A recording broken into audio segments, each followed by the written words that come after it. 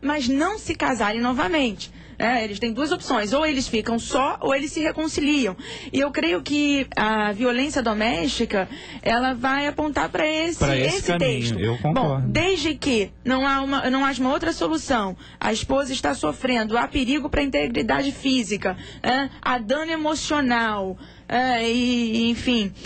Então eu creio que esse texto se aplicaria. A melhor solução é realmente haver a separação para que não haja uma tragédia, algo pior. Então, e aí Deus vai trabalhar podemos entender, irmãos, podemos entender, a conclusão é essa, há consenso de que a violência no casamento, ela pode ser considerada traição e quebra de aliança? Não no texto de Mateus 19, quando Jesus fala sobre relações sexuais ilícitas, no grego, a palavra porneia no grego, ela significa incastidade, ela vai significar prostituição, fornicação e relações sexuais ilícitas. Imoralidade. Então, imoralidade, ela não vai abrir para essa questão de violência. É a minha inicial frase. O texto. Vamos definir o que é moralidade? Aí está, perdão, pastor Hélio, aí está a questão fundamental, irmãos.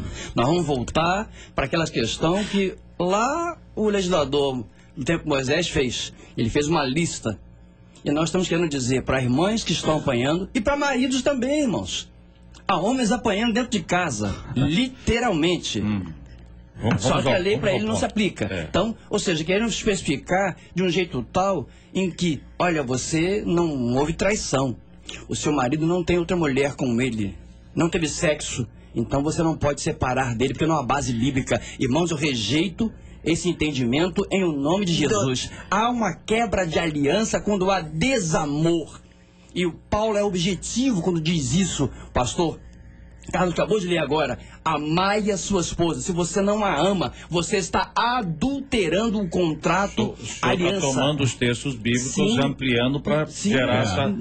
Vamos entretanto, se nós partimos para a subjetividade de que não há amor e que a regra do casamento e que o casamento está quebrado, porque eu não amo a minha esposa, eu não amo o meu marido, eu não amo meu marido, então o divórcio é permitido por qualquer questão. Até porque eu posso agredir a minha esposa com palavras. Eu posso agredi-la financeiramente. E aí eu dou margem para o divórcio. Então o texto que eu tenho, ele se restringe. Se a gente vai abrir o leque do texto e o texto não abriu, a gente vai caminhar como ímpio. Porque o ímpio divorcia por qualquer motivo. Mas aí é que é o ponto, gente. Vamos tentar achar o consenso. Mas olha só, eu acho que a questão, Mateus, já que estamos falando de Mateus, capítulo 19, versículo 9, se você for olhar no texto, no grego, eu não estou falando aqui, no grego, a palavra grega, ela significa isso. No léxico, é só você pegar o dicionário, o léxico, você vai... Inclui imoralidade. Que fala, na verdade, sobre relações sexuais. Então, vamos lá. Essa é a questão. Mas a gente está pegando Mateus 19. Que é um texto isolado. Nós estamos fazendo uma exegese isolada. Essa é a questão. Tem um texto de Coríntios, como eu citei, por exemplo. Mas a exegese era feita, ela toma essa aqui, depois você toma essa aqui, depois você faz para validar Mateus 19, nós temos Romanos 7, nós temos 1 Coríntios 7, nós temos Marcos 10, 5. São textos que falam da mesma coisa. Não está isolado o texto. A questão aborda o mesmo assunto. Entretanto, se a mulher está apanhando, ela pode se apartar. Se apartar, como consente o apóstolo Paulo, porque o cara é ímpio a ponto de bater na mulher. Mesmo estando na igreja. Não, ele é ímpio. Não, ele não é crente. Não, tem maturidade. Ele não é crente. Ele não é crente. Não, ele não é crente. Ele não é crente. Ele é um ímpio que tem carteira de membro e foi batizado. Eu gostaria de colocar uma posição. Eu vou caminhar aqui um pouco junto com o pastor Hélio no que diz respeito ao seguinte: a gente não pode tornar tão subjetiva a questão da possibilidade do divórcio. Nós entendemos, como pastores, claramente a posição bíblica em relação ao divórcio. Você não pode dizer, hoje eu acordei e não estou mais gostando que ela pintou o cabelo e loira eu não gosto, então vou me divorciar. Não é isso. Com certeza. Nós estamos tratando aqui hoje de um assunto específico, que é violência. E aí, nós vamos abrir, não apenas... O texto do nosso e-mail fala de violência física, mas a lei que hoje tornou crime contra o homem e crime contra a mulher essa questão da violência doméstica. Ela fala da violência física, psicológica, sexual, patrimonial ou moral. Tá. Se o indivíduo pratica uma violência contra o seu cônjuge, na minha opinião, ele não está traindo do ponto de vista da moralidade ou da sexualidade, mas ele está sim traindo a aliança. Ele está quebrando a aliança feito diante de Deus. Eu não vou questionar e não vou dizer se ele ama ou se não ama, porque pode ter um doente que diga que ama e está batendo na mulher. Pode ter. Agora eu não vou questionar isso.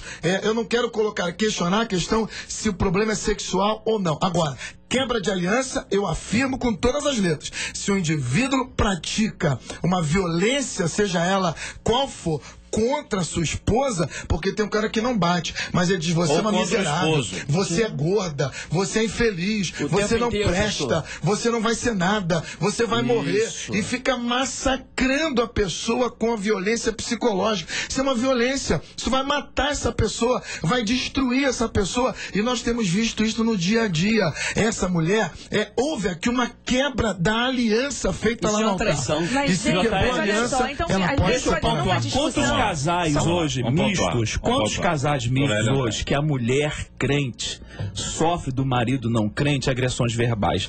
Ora, nós vamos dar aqui um deslanche e o doutor Gilberto Garcia vai ter seu escritório cheio para promover vários divórcios. Porque quantas mulheres crentes sofrem essa agressão dos maridos verbal, né? E aí nós estamos autorizando essas mulheres assim, ó, divorcia que é o caminho. Eu acho que tá se colocando isso aqui e eu penso que não, dessa forma que o pastor colocou, está. Porque se a agressão também é verbal e cabe o divórcio, então quantas mulheres estão lutando para converter os seus maridos ímpios e você espera o que do ímpio? Perdão, pastor, você espera o pecado do ímpio, não espera a santidade. Ela vai continuar orando, ela vai buscar a Deus. Nós estamos entendendo, irmãos, que estamos numa situação limite.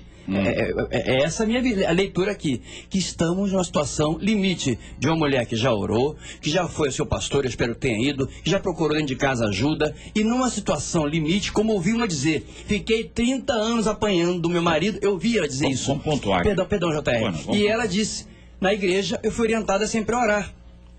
Como disse no escritório para a moça, pastor Carlos, como bom disse bem, namorando, um olho roxo. No contato seguinte, olho roxo novo, que negócio é esse? Você está com... Desculpa, ele perguntar. Meu namorado é meio... Peraí, se ele é namorado seu, está fazendo isso, você espera que quando casar com esse cidadão?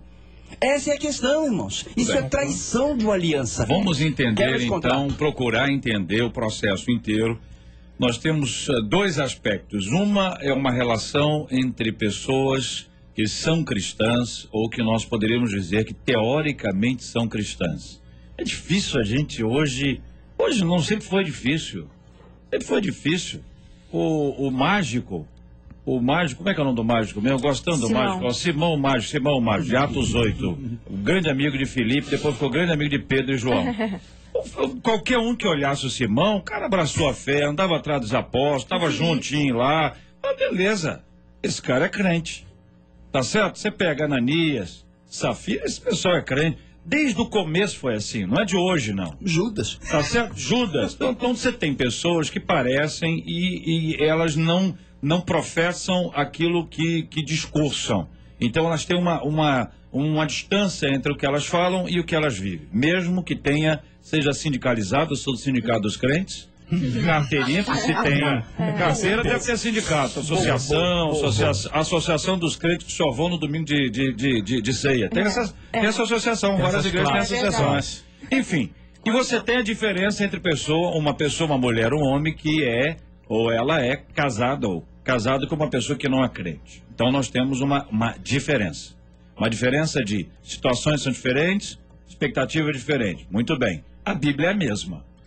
A Bíblia é a mesma. As pessoas são as mesmas, muito embora elas tenham fé diferentes. Até entre o crente tem fé diferente. O limite é o mesmo? Pergunto eu, só para poder... O limite é o mesmo, ou seja, a pessoa está sendo agredida verbalmente. Ela é casada com um cristão. A outra é casada com um não cristão. A que é casada com um não cristão tem que ter paciência maior do que aquela que é casada com um cristão quanto a esse assunto, porque do marido dela só se espera isso mesmo, Ou uma pessoa espera do outro honra, espera do outro correção, honestidade, e se for safado, é safado crente ou é safado não crente do mesmo jeito? Eu quero colocar aqui que para mim não tem diferença nenhuma se o cidadão é crente ou se é ímpio. Ele tem que ser de caráter. Ele tem que ser moral. E moralidade não é patrimônio dos cristãos. O crente tem obrigação de ser moral, por causa da palavra de Deus. Agora o ímpio também tem.